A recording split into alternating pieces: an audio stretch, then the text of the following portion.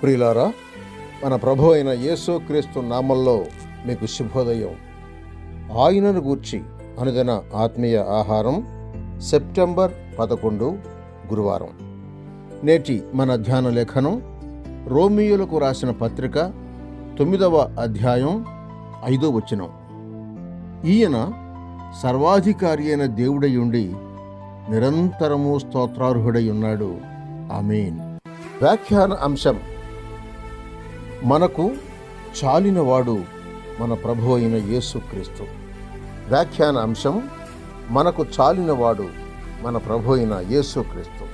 వ్యాఖ్యానం: క్రైస్తవ్యం యొక్క కేంద్ర బిందువు ప్రభు అయిన యేసుక్రీస్తు.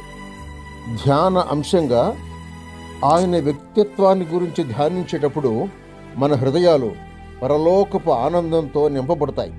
యేసుక్రీస్తు మన హృదయాలకు ఎంతో అమూల్యమైనవాడు.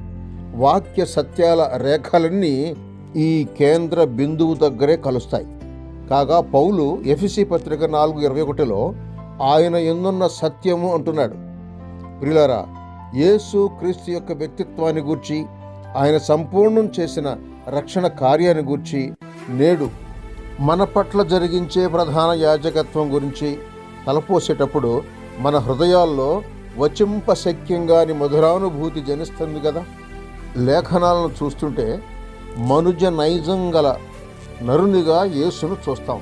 కానీ ఆయన పరిశుద్ధుడు, పాపము అంటనివాడు, పాపులలో చేరక ప్రత్యేకంగా ఉన్నవాడును అయి ఉన్నాడు.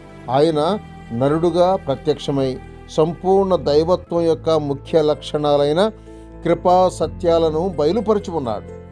దేవత్వం యొక్క సర్వ పరిపూర్ణత శరీరంగా క్రీస్తునందు నివసించున్నది అని కొలసే పత్రిక 2వ అధ్యాయం 9వ వచనం చెబుతోంది.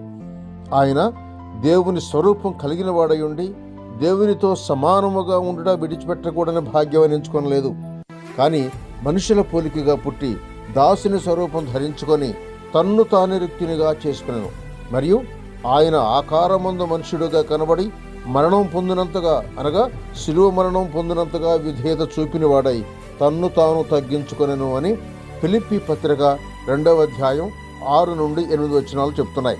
ఆయన సశరీరుడుగా ప్రత్యక్షమయ్యను, ఆత్మ విషయమున నీతిపరుడు అని తీర్పునందెను, దేవదూతలకు కనబడెను, రక్షకుడని జనములలో ప్రకటించబడెను, లోకమందు నమ్మబడెను, ఆరోహణుడై తేజోమయుడయ్యను అని 1 తిమోతి పత్రిక 3వ అధ్యాయం 16వ వచనంలో చదువుతున్నాం.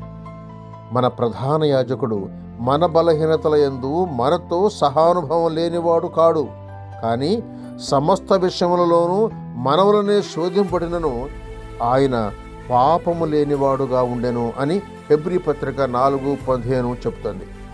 ఈ వాక్యాల భావం అపారం. పై లేఖనాల సారాంశం: క్రీస్తు పాపం చేయుట అసాధ్యం.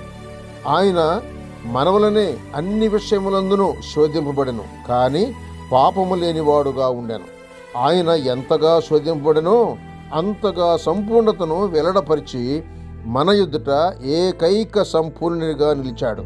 ఆహా, ఈయన మనకు చాలినవాడు. 2వ భాగం రేపటి సంచికలో. శుభములతో వందనాలు.